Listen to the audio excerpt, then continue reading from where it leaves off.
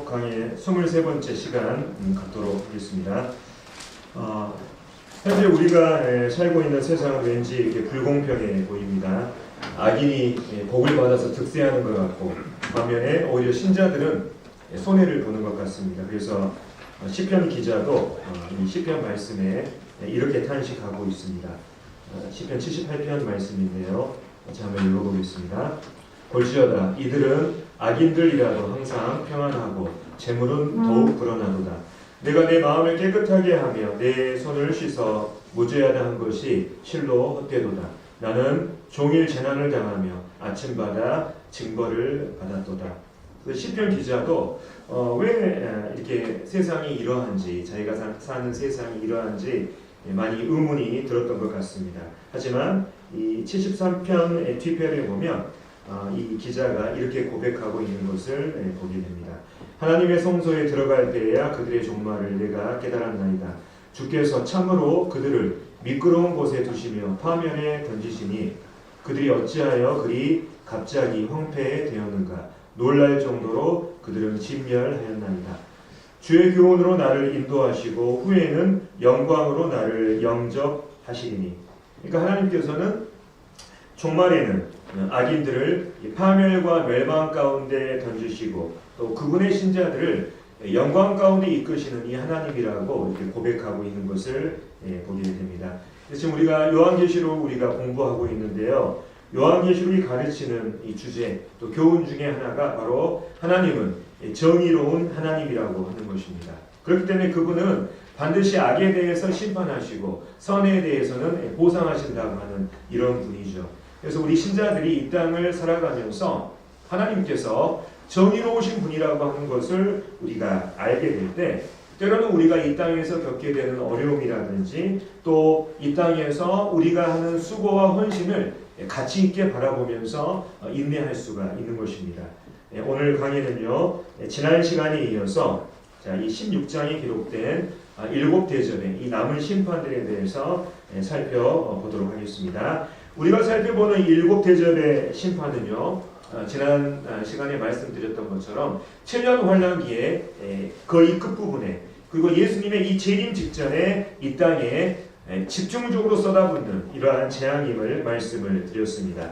그래서 우리가 지난 시간에 살펴본 것처럼 앞선 이 4개의 대접 심판으로 인해서 이 땅에 적그리스도의 이 숭배자들은 이 피부암과 같은 악성 종양으로 고통당하고 또 모든 바다와 민물이 피로 변한 까닭에 심각한 굶주림과 타는 듯한 이러한 목마른 이러한 고통 가운데 있었죠. 더군다나 이 태양의 뜨거운 광선으로 인해서 몸이 태워지는 이러한 극심한 화상의 이 고통 가운데 있었습니다. 하지만 이 땅의 불신자들은 하나님께 도움을 구하고 회개하기는커녕 하나님의 이름을 비방했습니다.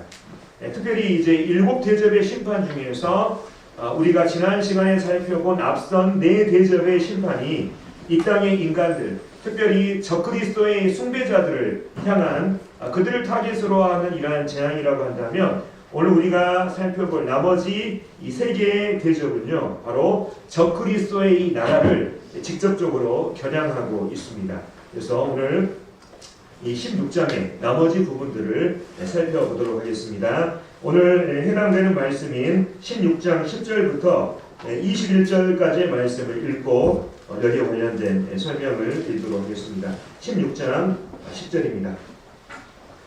또 5째 천사가 그 대접을 짐승의 왕좌에 쏟으니 그 나라가 곧 어두워지며 사람들이 아파서 자기 혀를 깨물고 아픈 것과 종기로 말미암아 하늘의 하나님을 비방하고 그들의 행위를 회개하지 아니하더라. 또 6째 천사가 그 대접을 큰 강 유브라데에 쏟음에 강물이 말라서 동방에서 오는 왕들의 길이 예비되었더라. 또 내가 보매 개구리 같은 새 더러운 영이 용의 입과 짐승의 입과 거짓 선지자의 입에서 나오니 그들은 귀신의 영이라. 이적을 행하여 온 천하 왕들에게 가서 하나님 곧 전능하신 이의 큰 날에 있을 전쟁을 위하여 그들을 모으더라.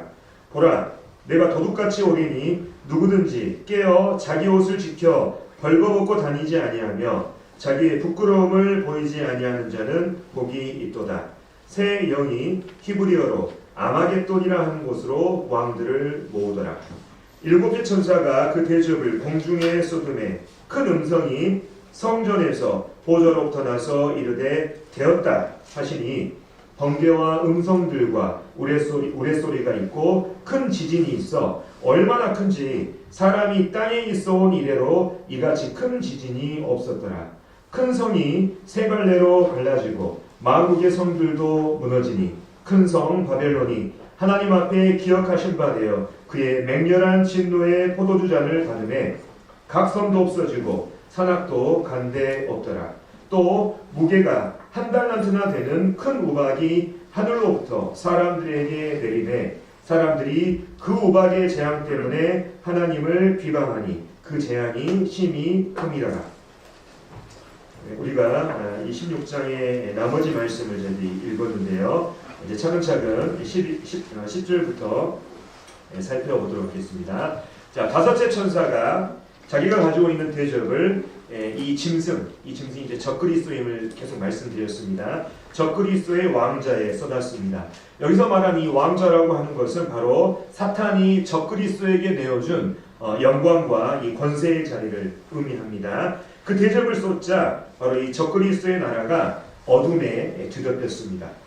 이 어둠에 뒤덮였다고 하는 이 재앙은 우리가 지금 계속 이 대접의 심판을 보면서 출애굽기에 있는 이 심판들을 우리가 연관시켜서 이렇게 살펴보고 있지 않습니까? 바로 과거 하나님께서 애굽 땅에 내리셨던 이 9번째 재앙을 떠올리게 합니다.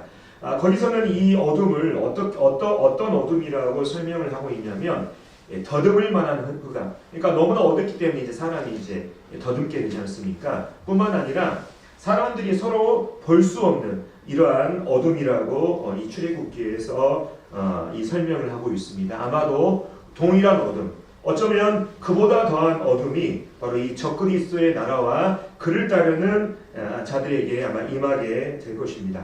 이 어둠 자체가 고통을 주는 것은 아닙니다. 근데 어둠이 가지고 있는 효과가 있어요. 어둠은 사람을 두렵게 합니다.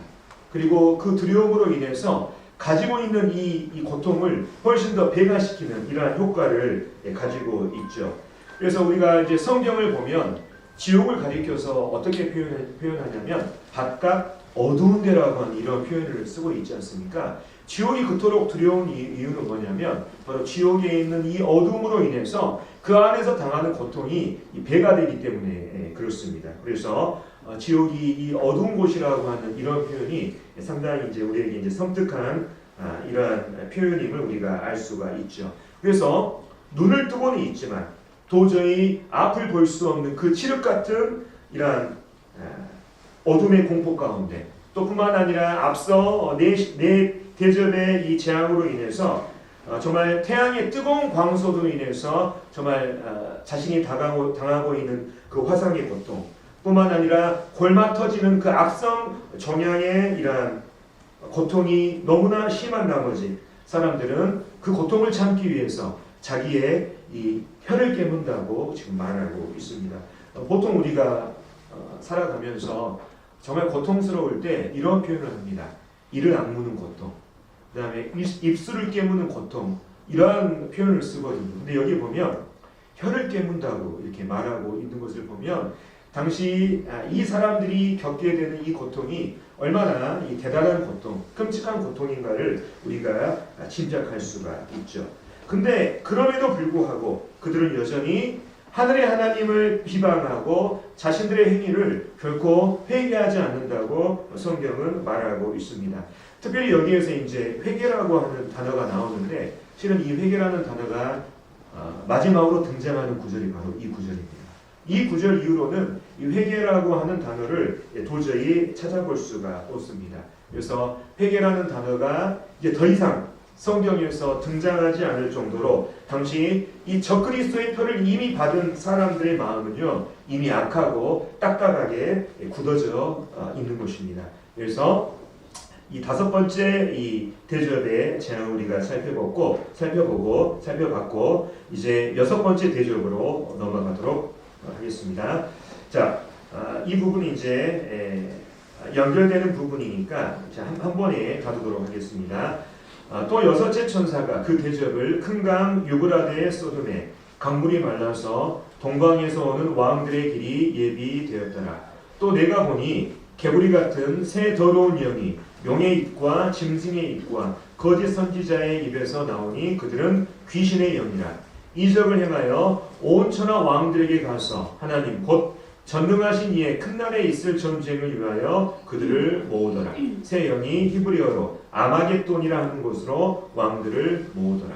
이제 이 아마겟돈에 관련돼서도 이제 설명을 해드리겠습니다. 자, 여섯 번째 대접을 가진 천사가 자기의 대접을 큰 강 유브라데에 쏟았습니다. 그러자 그 강물이 말라서 동방에서 오는 왕들의 길이 예비되었다고 말합니다. 뿐만 아니라 요한은 여기에 덧붙여서 개구리 같은 새 더러운 영이 이 용의 입, 사탄의 입과 그리고 적그리스도와 거짓 선지자의 입에서 나와서 이적들을 행하면서 온 천하의 왕들을 바로 아마겟돈이라고 하는 이곳으로 모으는 것을 지금 기록하고 있죠.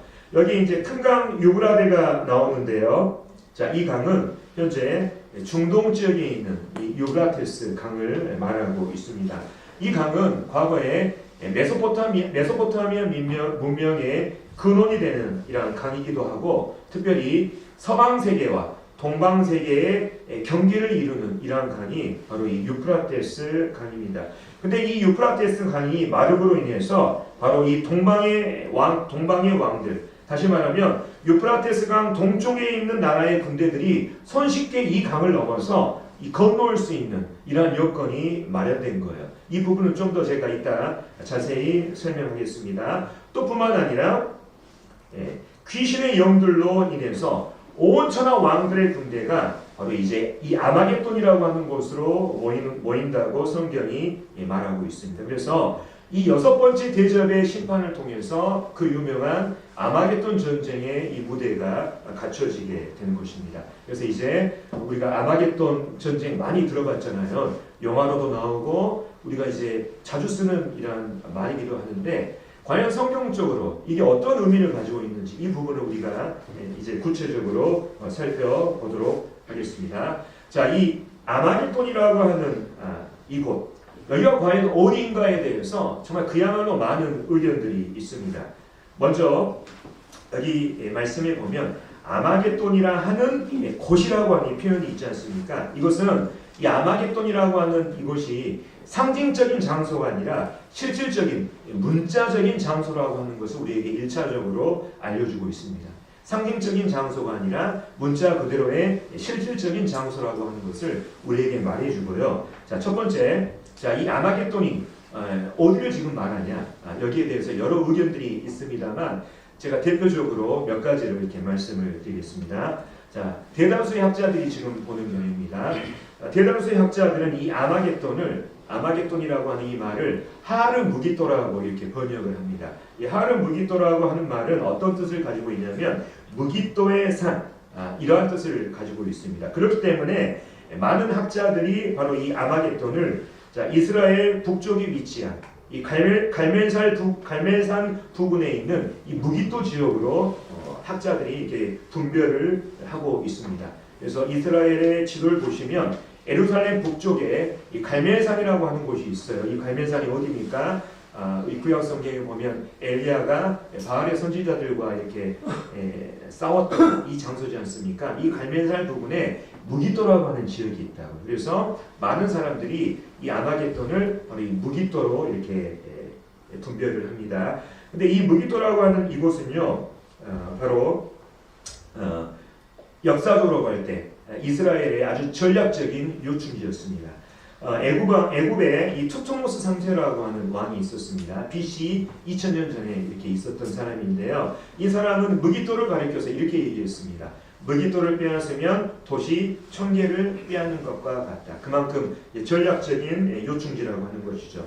뿐만 아니라 솔로몬이 이제 이스라엘 땅을 다스리면서 그의 전성기 때 바로 이스라엘을 건설한 군사 요새가 몇 개가 있었습니다. 바로 하솔, 게셀, 무기또라고 하는 이러한 요새인데요. 그 군사 요새 중에 하나가 바로 이 무기또라고 하는 곳입니다. 그러니까 솔로몬도 바로 이곳에 이 군사 요새를 건설했던 것을 보게 됩니다. 또 뿐만 아니라 이러한 전략적인 특성으로 인해서 이스라엘 역사에 보면 이곳에서 끊임없이 전쟁이 일어났던 것을 보게 됩니다. 대표적인 게 뭐냐면 열왕기하 23장에 보면 요시야 왕이 이 무깃도에서 전사를 하거든요. 당시에 이제 애굽왕 바로가 이 바벨론을 공격하기 위해서 바로 북진합니다. 이집트에서 이 바벨론을 공격하기 위해서 이스라엘을 관통해서 이 무깃도를 지나게 되는데 바로 요시야 왕이 이 바로를 북진하는 바로를 막다가 여기서 전사하는 이 기록이 열왕기하 23장에 기록되어 있고요. 뿐만 아니라 사사기 5장에 보면 바로 우리 잘 아는 사사 드보라 있지 않습니까? 드보라가 가나안 왕들과 전쟁을 벌이잖아요. 드보라가 전쟁을 벌인 이 전쟁 무대가 바로 이 무깃도라고 하는 이 지역이었습니다. 그래서 이 무깃도는 역사적으로 이스라엘에서 아주 중요한 전쟁이 일어났던 장소가 바로 이 무깃도입니다. 그래서 대다수의 학자들은 이 아마겟돈을 이스라엘 그 예루살렘 북쪽에 있는 이 무깃도와 그 주변에 있는 이스라엘 평야라고 이렇게 해석을 해요. 근데 이 견해에는 문제점이 있습니다. 어떤 문제점이 있냐면 무깃도 지역은 산이 아니에요. 또한 그 지역은 많은 이 대규모의 군대를 모으기에는 지나치게 협소하다는 이러한 문제가 있습니다. 그래서 이스라엘 성지 순례를 가면 대부분 이곳을 방문하게 됩니다. 그래서 아마 이곳을 가본 사람들은 아마도 여기에 동의할 것입니다. 저도 2년 전에 갈멜산 지나면서 이 지역을 이제 저도 방문한 적이 있는데 저도 이 견해에 동의하고 있습니다. 무엇보다도 이 아마겟돈이 무깃도라고 하는 이 분별은요 구약 성경의 지지를 받지 못합니다. 구약 성경은 오히려 하나님께서 인류 종말에 이방의 군대들을 모으는 장소가 예루살렘이라고 말하고 있습니다. 이따 그 부분을 살펴보겠습니다. 그래서 저는 개인적으로 이 아마겟돈을 이스라엘 북쪽의 무깃도로 분별한 여기 이 부분에서는 지지하지 않습니다. 네. 그리고 두 번째, 이제 많은 학자들이 이제 이렇게 보고 있지만요. 자, 두 번째, 이건 이제 이 아마겟돈을 좀 더 상징적으로 해석하는 견해인데요. 어떤 사람들은 이 아마겟돈이라고 하는 말을 하르모에드, 지폐의 산이라고 이렇게 해석을 합니다. 그래서 이사야서 14장 13절에 이런 말씀이 있어요. 네가 네 마음에 이르기를 내가 하늘에 올라 하나님의 뭇별 위에 내 자리를 높이리라. 내가 북극 지폐의 산 위에 앉으리라. 여기에 쓰인 이 지폐의 산, 이게 바로 아마겟돈이다. 이렇게 해석하는 사람들이 있습니다. 그러니까 사탄이 자기의 이 아마겟돈이라고 하는 곳은 사탄이 자기의 신적인 이 지위를 높이는 이러한 장소라는 거예요. 그래서 이 세상 마지막에 사탄이 자기의 신적 지위를 높이기 위해서 하나님과 영적인 전쟁을 벌이는 상징적인 장소로 이렇게 분별 해석하는 사람들이 있습니다. 근데 이 견해에는 문제점이 있어요. 어떤 문제점이냐면 바로 이 아마겟돈을 이 지폐의 산이라고 하르모에드라고 번역함에 있어서 이 사본적인 증거가 전혀 없다는 것입니다. 그래서 이 부분도 좀 이렇게 아마겟돈을 제대로 설명하지 못한 이러한 견해 같고요. 맨 마지막 바로 이 아마겟돈을 하르메가돈, 군대들이 모이는 산이라고 번역하는 이러한 해석입니다. 저는 개인적으로 이 해석을 지지하고 있습니다. 왜 지지하게 되는지 이 부분을 말씀을 드리겠습니다. 자, 하르메가돈, 군대들이 모이는 산이라고 하는 이 뜻을 가지고 있는데 바로 이 아마겟돈이라고 하는 곳은 장차 인류 역사 마지막에 그 인류에 중대한 영향을 미치게 될 결정적인 전쟁이 일어나는 장소, 또 군대들이 모이는 이러한 장소로 보는 거예요. 특별히 구약 성경에 보면 인류 종말에 바로 이방 나라들이 한 곳에 모여서 전쟁하는 그 전쟁의 기록들이 있습니다. 그래서 예를 들면 요엘서에 보면은요, 이 땅의 이방의 민족들 군대들이 바로 예루살렘 이 동쪽에 있는 여호사밧 골짜기라고 하는 이곳으로 모이게 된다고 말하고 있습니다. 그리고 하나님께서 이들이 이 여호사밧 골짜기에 모여 있을 때 하나님께서 그 진노의 포도즙들의 심판을 하나님께서 시행한다고 말하고 있습니다. 뿐만 아니라 스가랴서 14장에 보면 이런 말씀이 있습니다. 자, 이거는 이제 인류 마지막에 일어날 전쟁과 그 전쟁에 하나님께서 예수님께서 직접 개입하시는 이 장면이 연결돼서 나와 있는데요. 자, 이 부분을 한번 읽겠습니다. 내가 이방 나라들을 모아 어디에서 싸운다고요? 예루살렘과 싸우게 하리니 성읍이 함락되며 가옥이 약탈되며 부녀가 욕을 당하며 성읍 백성이 절반이나 사로잡혀 가려니와 남은 백성은 성읍에서 끊어지지 아니하니라. 그때 여호와께서 나가사 그 이방 나라들을 치시되 이왕의 전쟁 날에 싸운 것 같이 하시리라. 그날에 그의 발이 예루살렘 앞 곧 동쪽 감람산에 서실 것이요. 이 스가랴서 14장 말씀은 바로 인류 최후 종말에 있을 그 전쟁과 그때 예수님께서 재림하셔서 그 전쟁에 개입하시는 이 부분이 연결해서 나와 있습니다. 여기 보면 전쟁이 일어나는 장소가 무기토가 아니라 바로 예루살렘, 그리고 예루살렘 그 동쪽에 있는 예루살렘 이 동쪽 바로 동쪽 주변에 있는 여호사밧 골짜기라고 이렇게 말하고 있는 것을 보죠. 그래서 이 아마겟돈을 무기토라고 이렇게 문자적으로 해석하기보다는 구약 성경에 충분히 지지를 받는 이런 부분들을 생각해서 바로 인류 마지막에 하나님과의 전쟁을 위해서 온 세상의 군대들이 집결하는 바로 이스라엘, 그 예루살렘 주변이라고 우리가 해석하는 것이 저는 바람직하다는 이런 생각을 해보게 됩니다. 그래서 예루살렘으로 모이기 위해서 아까 말씀드린 것처럼 이 유브라테스 강이 말라서 동쪽에 있는 나라들의 군사들이 바로 이 강을 손쉽게 건너서 예루살렘으로 올 수 있는 그 여건이 이 6번째 대접을 쏟음으로 말미암아 바로 이러한 여건들이 마련되게 되는 것입니다. 특별히 이제 이 14절 말씀에 보면 아마겟돈 전쟁의 성격이 나와 있습니다. 이 전쟁이 과연 어떤 성격을 가진 전쟁이냐? 여기에 보면 이 동방의 군대들과 온 천하 왕들이 이 아마겟돈으로 모이는 그 이유가 바로 하나님 곧 전능하신 이의 큰 날에 있을 전쟁을 위해서 모인다고 성경이 말하고 있습니다. 다시 말하면 사탄이 그리스도의 이 재림이 가까웠음을 알고 온 세상의 군대를 모아서 전능하신 하나님을 상대로 마지막 전쟁을 벌이는 이 전쟁이 바로 아마겟돈 전쟁이고 이 전쟁의 성격이 바로 이러한 것입니다. 자, 그렇다면 우리는 여기서 한 가지 이제 의문점을 갖게 됩니다. 왜 전쟁을 하는데 하필이면 이스라엘 땅, 그것도 예루살렘 주변으로 온 세상의 군대들이 모이는 곳이지? 우리가 이러한 짐작을 할 수가 있잖아요. 근데 여기 이제 요한계시록을 보면 이제 우리가 이 간단하게 그냥 하나님과의 전쟁을 위해서라고 기록되어 있지만 실은 이 부분은 좀 더 우리가 구체적으로 이해할 필요가 있습니다. 그래서 요한계시록뿐만 아니라 실은 구약 성경의 다니엘서라든지 에스겔서라든지 스가랴서 말씀을 우리가 읽어볼 때 이 아마겟돈 전쟁이 이러한 성격으로 이렇게 일어나게 되겠구나, 이런 부분들을 우리가 예상해 볼 수가 있는데요. 자, 이 부분을 좀 더 제가 이제 공부한 만큼 제가 좀 더 최대한 쉽게 이렇게 설명해 드려볼까 합니다. 그래서 이제 이 다니엘서와 에스겔서와 스가랴서를 우리가 보면 이런 추측이 가능합니다. 아마겟돈 전쟁에 대해서. 그래서 이제 7년 환란기 처음부터 이제 한번 이제 생각을 해보면, 자, 이스라엘과 적그리스도의 평화 조약을 시작으로 바로 다니엘의 70일의 중 마지막 한 일에, 그러니까 7년 환란기가 시작이 되죠. 그래서 이때부터 이스라엘은 이 적그리스도의 전폭적인 지지와 보호 아래에 있습니다.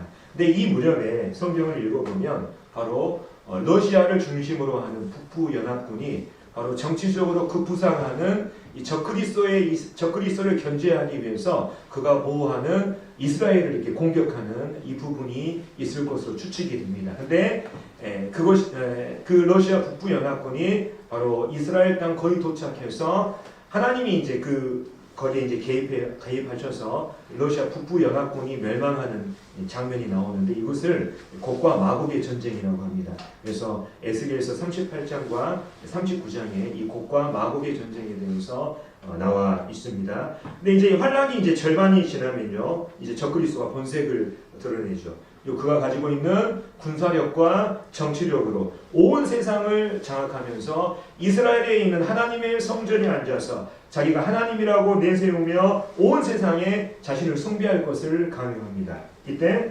적그리스도를 돕는 거짓 선지자가 있죠. 그래서 짐승의 표와 짐승의 우상을 만들어서 바로 이 적그리스도 다니엘 통치 체제를 이제 확립하게 됩니다. 이때 이스라엘의 신실한 사람들은 어떻습니까? 짐승의 낯을 피해서 광야로 가서 3년 반 동안 하나님의 보호하심에 있게 된다고 하는 거 이미 우리가 다 앞선 강해를 통해서 우리가 살펴봤죠. 근데 이제 환난기 마지막 때가 되면 때가 되면 바로 사탄이 귀신의 영들을 통해서 세상의 군왕들을 바로 미혹해서 적그리스도를 배신하게 합니다. 그래서 오늘 아까 우리가 살펴봤죠. 귀신의 영이 세상의 이 군왕들을 함께 모아서 이 적그리스도와 전쟁을 벌이기 위해서 바로 적그리스도가 있는 이스라엘로 이렇게 군사를 보내는 이런 부분들을 우리가 살펴봤습니다. 근데 이방의 군대들은 적그리스도를 공격하기 위해서 그의 세력을 견제하기 위해서 군대를 이끌고 이스라엘로 향하지만 실은 이것은 사탄의 계략이었어요. 그리스도를 대적하기 위한 사탄의 계략. 이 무렵 사탄은 그리스도의 재림이 얼마 남지 않았다는 것을 이미 알고 있습니다. 그분의 재림을 막기 위해서는 군사들이 필요하죠. 그래서 그것을 막기 위해서 온 땅의 군사들을 동원해서 마지막 최후의 발악을 하는 것입니다. 그래서 이 세상의 군사들은 실은 적그리스도를 견제하기 위해서 이스라엘로 모이지만 이 모인 군사들을 사탄이 규합을 합니다. 그래서 그 규합을 해서 그 군대를 가지고 하나님과 벌이는 이 전쟁, 그리스도를 대적하는 이 전쟁으로 이 성격을 바뀌게 되는데 바로 이 전쟁이 바로 아마겟돈 전쟁이라고 하는 거예요. 실은 이 아마겟돈 전쟁이라고 하는 것은 세상의 여러 나라들이 적그리스도를 견제하기 위해서 시작하지만 종국에는 사탄에 의해서 바로 하나님을 대적하는 전쟁으로 바뀌는 것. 이게 바로 아마겟돈 전쟁이 가지고 있는 성격이죠. 그래서 아마도 이 아마겟돈 전쟁은 아마 세계 대전의 형식으로 처음에 시작될 확률이 굉장히 높습니다. 하지만 최후에 가서는 사탄이 그 군사들을 규합해서 하나님과의 전쟁에 이용하게 되는 것이죠. 전능하신 이의 이 큰 나라에 있을 이 전쟁을 위해서 사탄이 온 세상의 군대를 바로 이 아마겟돈이라고 하는 곳으로 모이게 하는 것입니다. 그래서 이 아마겟돈 전쟁에 대한 여러 견해가 있지만 우리 성도님들께서 이 정도 이 큰 틀에서 이해하시면 좋겠습니다. 그러니까 이 아마겟돈 전쟁은 단순히 한날 한시에 하나님과 대적하기 위해서 군대가 모여가지고 벌이는 전쟁이 아니라 세계 대전의 형식으로 일어나다가 사탄이 그것을 이용해서 하나님과의 이 전쟁으로 바뀌는 이러한 양상으로 흘러갈 확률이 굉장히 높습니다. 그래서 우리가 구약 성경의 다니엘서나 에스겔서나 스가랴서를 살펴보면 이러한 추측이 가능하다는 것을 우리가 알게 됩니다. 그래서 이 전쟁의 결과가 이제 우리가 나중에 살펴보게 될 19장에 이제 나와 있는데 우리가 좀 미리 이 전쟁의 결과를 한번 보겠습니다. 자, 19장 11절 보겠습니다.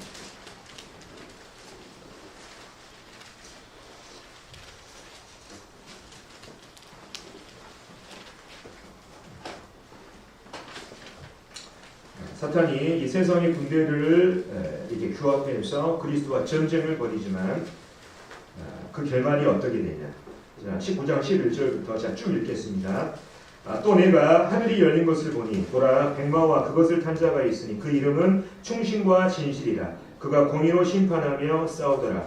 그 눈은 불꽃 같고 그 머리에는 많은 관들이 있고 또 이름 쓴 것 하나가 있으니 자기밖에 아는 자가 없고 또 그가 피 뿌린 옷을 입었는데 그 이름은 하나님의 말씀이라 칭하더라.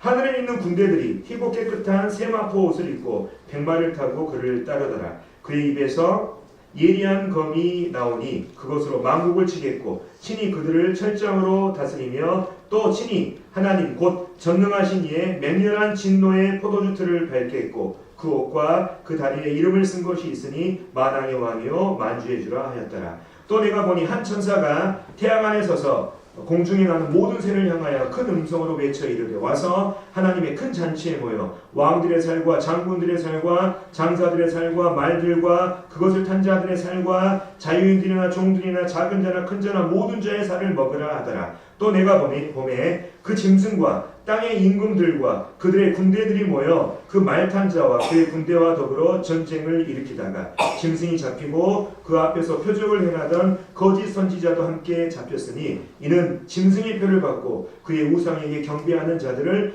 표적으로 미혹하던 자라. 이 둘이 산채로 유황 불붙는 못에 던져지고 그 나머지는 말 탄 자의 입으로부터 나오는 검의 죽음에 모든 새가 그들의 살로 배불리더라. 20장 또 내가 봄에 천사가 무저갱이 열쇠와 큰 쇠사슬을 그의 손에 가지고 하늘로부터 내려와서 용을 잡으니 곧 옛뱀이요 마귀요 사탄이라. 잡아서 1000년 동안 결박하여 무저갱이에 던져 넣어 잠그고 그 위에 임봉하여 1000년이 차도록 다시는 만국을 미혹하지 못하게 하였는데 그 후에는 반드시 잠깐 노니라. 그러니까 우리가 방금 살펴본 아마겟돈 전쟁의 결과가 바로 여기에 자세히 기록이 되어 있습니다. 그래서 요약하면 그리스도께서 그분의 성도들과 함께 재림하셔서 그분의 입에서 나오는 그 예리한 검으로 사탄과 그의 군대들을 순식간에 괴멸시키고 그 다음에 이 전쟁으로 인해서 적그리스도와 거짓 선지자가 산채로 잡혀서 불붙는 유황불에 던져진다고 말하고 있습니다. 뿐만 아니라 사탄 역시 천사에 의해 결박돼서 1000년 동안 무저갱에 갇히게 된다고 이 결과에 대해서 성경이 말하고 있죠. 그래서 이 아마겟돈 전쟁의 이러한 전말들 또 그 결과에 대해서 잠깐 동안 말씀드렸는데 우리가 이런 큰 틀에서 이해하시고 가면 좋겠습니다. 자, 이제 15절로 넘어가겠습니다. 15절에 보면 이 아마겟돈 전쟁이 지금 설명이 되고 있는데 느닷없이 여기에 이제 주님의 음성이 나옵니다. 아마 삽입 구절로 보입니다. 제가 읽겠습니다. 보라, 내가 도둑같이 오리니 누구든지 깨어 자기 옷을 지켜 벌거벗고 다니지 아니하며 자기의 부끄러움을 보이지 아니하는 자는 복이 있도다. 아마 이 말씀의 대상은 당시 적그리스도의 박해를 피해서 도망다니고 핍박당하는 환난기 성도들을 향한 것으로 보입니다.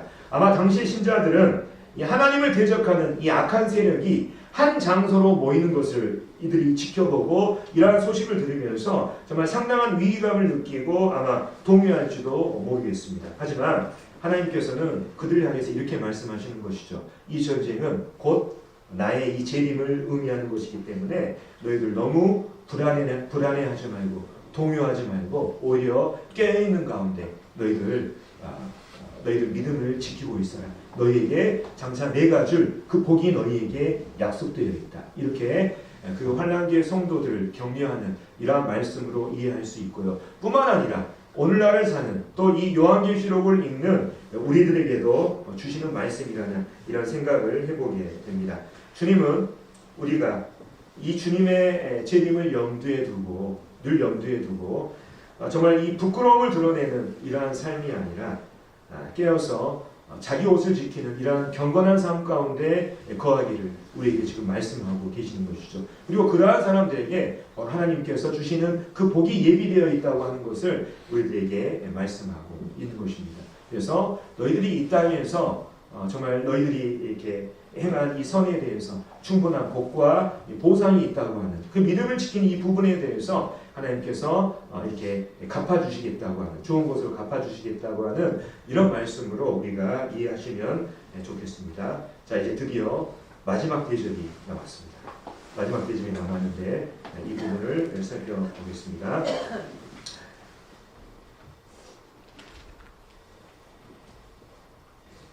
마지막 대접은 상당히 이제 내용이 깁니다. 왜냐하면 이 마지막 대접으로 인해서 모든 것이 끝나기 때문에 그래요. 자, 제가 읽겠습니다. 일곱째 천사가 그 대접을 공중에 쏟음에 큰 음성이 성전에서 보좌로부터 나서 이르되 되었다 하시니, 자, 일곱 번째 천사가 가지고 있는 이 마지막 대접을 공중에 쏟자 되었다라고 하는 이 큰 음성이 성전의 보좌로부터 나왔습니다. 아마도 이 음성은요, 이제 이 마지막 대접의 심판으로 인해서 하나님께서 계획하셨던 그 인류 역사의 끝이 드디어 이르렀다고 하는 이 하나님의 이 선언으로 보입니다. 그리고 이제 18절부터 21절까지 이 일곱 대접의 심판의 결과가 자세히 나와 있는데요. 이 부분을 살펴보도록 하겠습니다. 자, 첫 번째 18절 보면 번개와 음성들과 우레소리가 있고 큰 지진이 있어 얼마나 큰지 사람이 땅에 있어온 이래로 이같이 큰 지진이 없었더라. 여기 보면 일곱 번째 이 대접의 재앙의 결과로 번개와 음성과 우레소리가 있습니다. 이것은 이제 하나님이 나타나실 때 일어나는 이러한 현상들이거든요. 뿐만 아니라 지진이 있다고 얘기해요. 근데 이 지진은 인류 역사상 단 한 번도 사람이 경험해보지 못한 어마어마한 이 큰 지진이라고 지금 성경이 말하고 있습니다. 그래서 이 노아의 홍수 이후에 그동안 인류 역사 가운데 최악의 지진으로 꼽히는 것이 바로 여기 나와 있는 것처럼 1556년에 명나라 시대에 있었던 중국 산시 대지진입니다. 그래서 한 번쯤은 중국 산시 대지진에 대해서 한 번쯤 이제 들어보셨을 텐데요.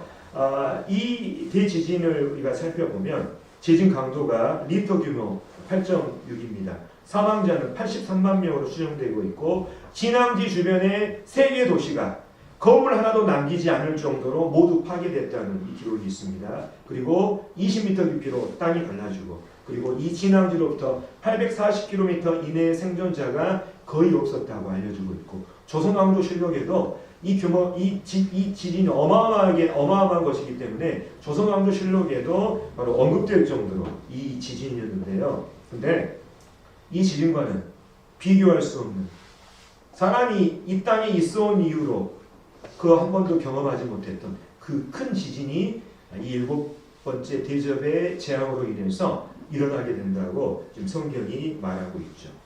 이 지진이 이 지구를 온 세상을 기억게 되는 것입니다.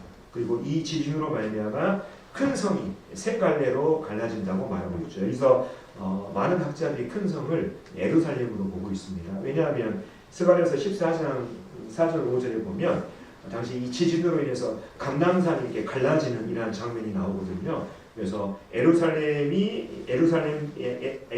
이 지진의 영향을 받고 또 만국의 성들도 무너진다고 나오고 있습니다. 그래서 만국의 성들이라고 하는 것은 바로 인류 문명의 그 그렇게 호화찬란한 대도시들을 말하는 것입니다.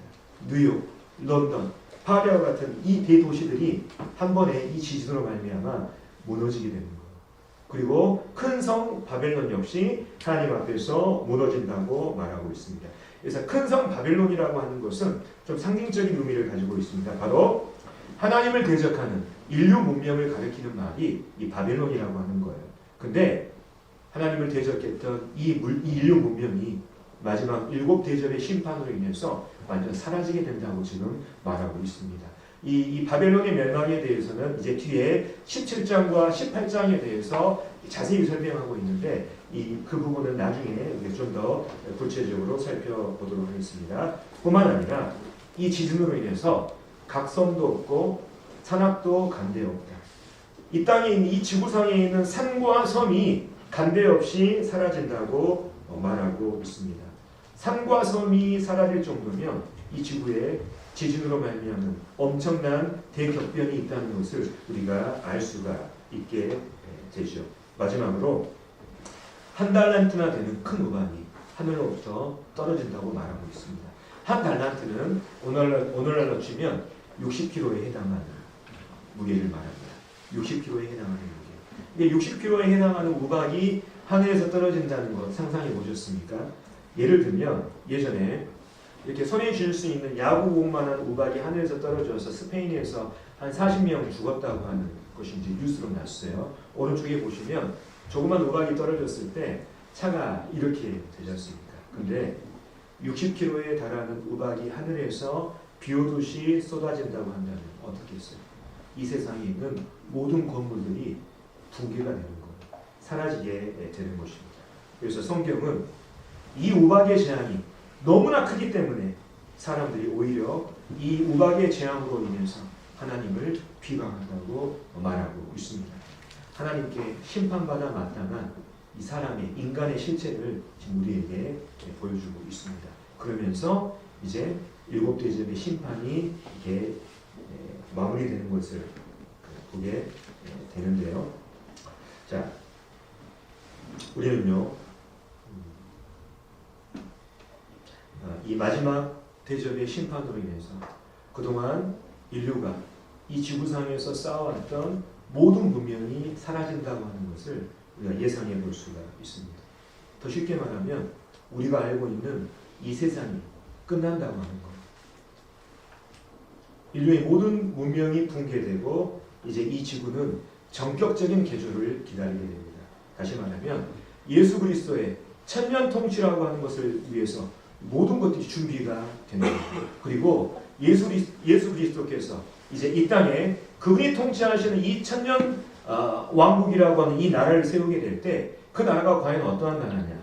이것이 이제 성경에 기록이 되어 있거든요. 간단하게 두 부분만 살펴보도록 하겠습니다. 이 땅의 모든 문명이 멸망하고 그리스도에 의해서 개조될 때 그 천년 왕국이 어떤 모습일까? 이사야서 11장 1절부터 9절을 보겠습니다. 자, 읽겠습니다. 이새의 줄기에서 한 싹이 나며 그 뿌리에서 한 가지가 나서 결실할 것이요. 다윗의 자손으로 나중에 오셔서 세상을 통치하실 이 예수님에 대해서 말하고 있습니다. 그의 위에 여호와의 영, 곧 지혜와 총명의 영이요 모략과 재능의 영이요 지식과 여호와를 경외하는 영이 강림하시니 그가 여호와를 경외함으로 즐거움을 삼을 것이며 그의 눈에 보이는 대로 심판하지 아니하며 그의 귀에 들리는 대로 판단하지 아니하며 공의로 가난한 자를 심판하며 정직으로 세상의 겸손한 자를 판단할 것이며 그의 입에 막대기로 세상을 치며 그의 입술의 기운으로 악인을 죽일 것이며 공의로 그의 허리띠를 삼으며 성실로 그의 몸에 띠를 삼으리라. 자, 6절 말씀을 보면 이제 좀 더 이 천년 왕국에 대해서 구체적으로 나와 있습니다. 그때 이리가 어린 양과 함께 살며 표범이 어린 염소와 함께 누우며 송아지와 어린 사자와 살진 짐승이 함께 있어 어린아이에게 끌리며 암소와 곰이 함께 먹으며 그것들의 새끼가 함께 엎드리며 사자가 소처럼 풀을 먹을 것이며 젖먹는 아이가 독사의 구멍에서 장난하며 젖된 어린아이가 독사의 굴에 손을 넣을 것이라. 내 거룩한 산 모든 곳에서 해됨도 없고 상함도 없을 것이니 이는 물이 바다를 덮음같이 여호와를 아는 지식이 세상에 충만할 것입니다. 예수님께서 다스리시는 이 천년 왕국은 다시 말하면 과거의 에덴 동산과 같은 모습으로 다시 개조가 되는 것입니다. 이 땅의 모든 인류의 문명이 파괴가 되고 그분께서 통치하시는 그 나라가 되면 바로 이러한 나라가 되는 거예요. 하나 더 이렇게 살펴보도록 하겠습니다. 이제 65장으로 가겠습니다. 이사야서 65장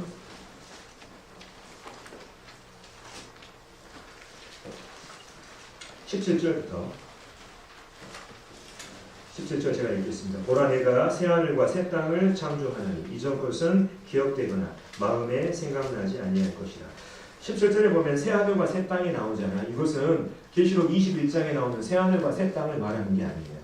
여기는 천년 왕국을 말하고 있습니다. 정확히 얘기하면 새 하늘들과 새 땅이에요. 계시록은 새 하늘과 새 땅으로 나옵니다. 계시록에 나오는 새 하늘과 새 땅은 거기에는 죽음이 없습니다. 하지만 여기에 나오는 새 하늘과 새 땅은 죽음이 있습니다. 네, 이 천년 왕국에 자, 쭉 읽겠습니다. 그 천년 왕국이 어떤 왕국입니까? 18절. 너희는 내가 창조하는 것으로 말미암아 영원히 기뻐하며 즐거워하시니라. 보라, 내가 예루살렘을 즐거운 성으로 창조하며 그 백성을 기쁨으로 삼고. 예루살렘이 바로 이 천년 왕국의 수도가 되는 것입니다. 내가 예루살렘을 즐거워하며 나의 백성을 기뻐하리니 우는 소리와 부르짖는 소리가 그 가운데서 다시는 들리지 아니할 것이며 거기는 날수가 많지 못하여 죽는 어린이와 수완이 차지 못한 노인이 다시는 없을 것이라. 곧 100세에 죽는 자를 젊은이라 하겠고 100세가 못 되어 죽는 자는 저주받은 자니라. 그들이 가옥을 건축하고 그 안에 살겠고 포도나무를 심고 열매를 먹을 것이며 그들이 건축한 데에 타인이 살지 아니할 것이며 그들이 심을 것을 타인이 먹지 아니하리니 이는 내 백성의 수완이 나무의 수완과 같겠고 내가 택한 자가 그 손으로 일한 것을 길이 누릴 것이며 그들의 수고가 헛되지 않겠고 그들이 생산한 것을 재난을 당하지 아니하리니 그들은 여호와의 복된 자의 자손이요 그들의 후손도 그들과 같을 것입니다. 그들이 부르기 전에 내가 응답하겠고 그들이 말을 마치기 전에 내가 들을 것이며 이리와 어린 양이 함께 먹을 것이며 사자가 소처럼 짚을 먹을 것이며 뱀은 흙을 양식으로 삼을 것이니 나의 성산에서는 해함도 없겠고 성함도 없으리라. 여호와께서 말씀하시니라. 바로 여기에 나와 있는 이 이사야서의 65장에 나오는 이 새 하늘과 새 땅, 이것은 계시록에 나오는 새 하늘과 새 땅이 아니라는 거 분명히 말씀드립니다. 틀려요. 천년 왕국을 말하고 있습니다. 그래서 이 예수님께서 장차 이 땅에 세우실 천년 왕국이 이러한 모습, 어찌 보면 과거에 이 인류의 죄가 시작되기 전에 그 에덴 동산과 같은 이러한 모습이지 않습니까? 그래서 그런 모습으로 이 세상이 예수님에 의해서 완전히 개조가 된다고 하는 이런 부분들을 우리 성도님께서 이렇게 이해하시면 좋겠습니다. 그래서 이 천년 왕국에 대해서는 또 나중에 요한계시록 뒷부분에 나와서 또 이렇게 언급이 되니까 그때 가서 이제 자세히 더 다루도록 하겠습니다. 자, 이제 오늘 말씀을 정리하겠습니다. 간단히 말씀드릴게요. 자, 오늘 우리는 이제 이 환란기에 펼쳐지는 이 새 심판의 시리즈 중에서 마지막 심판 7재앙의 심판을 살펴봤습니다. 그리고 7대접의 심판까지 살펴봤죠. 그리고 7대접의 이 심판을 끝으로 이 세상의 모든 인류의 문명이 사라진다는 것을 우리가 알게 됐습니다. 성경은요, 우리가 사는 이 세상은 반드시 끝이 온다고 말하고 있습니다. 근데 이 세상에 우리가 끝이 있다는 것을 알매도 불구하고 우리가 세상에 집착하고 세상에 쌓아두고 세상에 정말 미련을 갖는 것은 사실 지혜롭지 못하다는 이러한 생각을 해보게 됩니다. 그래서 우리가 요한계시록을 공부하면서 우리가 얻을 수 있는 교훈이 이런 것인 것 같습니다. 이 세상은 반드시 끝이 있다고 하는 것, 그리고 주님은 반드시 오신다고 하는 이 부분, 또 주님은 아까 초반에 언급했던 것처럼 악에 대해서는 반드시 심판하시고 선에 대해서는 그분의 정의로 반드시 보상하신다고 하는 이 하나님을 우리가 이 요한계시록을 공부하면서 배우게 됩니다. 그래서 오늘까지 해서 이제 16장을 마치고 이제 다음 시간부터는 17장과 18장이 바벨론이 멸망하는 이 부분 나오거든요. 그래서 한쪽은 종교적인 바벨론이 멸망하는 이 부분들, 다른 한쪽은 정치, 경제적인 이 도시로서의 바벨론이 멸망하는 이 부분이 나옵니다. 그러니까 모든 것들이 다 끝나는 거예요. 이 부분은. 그 부분이 이제 자세히 기록되어 있는데 그 부분을 또 그때 살펴보도록 하겠습니다. 이상으로 마치겠습니다.